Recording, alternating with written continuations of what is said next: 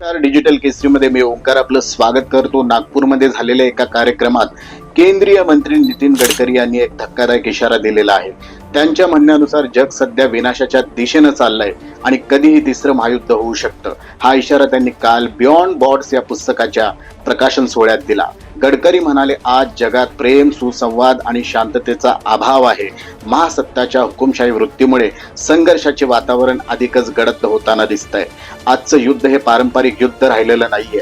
Drone आणि क्षेपणास्त्रांमधून थेट मानवी वस्तींवरती हल्ले होताना दिसत आहेत. टँक आणि लढाऊ विमानांचं महत्त्व त्या ठिकाणी कमी झालेलं आहे. गडकरींच्या मते या युद्धाच्या नव्या स्वरूपात मानवतेचं रक्षण करणं खूप कठीण झालंय. त्यांनी हेही म्हटलं की संवाद संपतोय आणि महासत्ता निरंकुश होत चाललेल्या आहेत.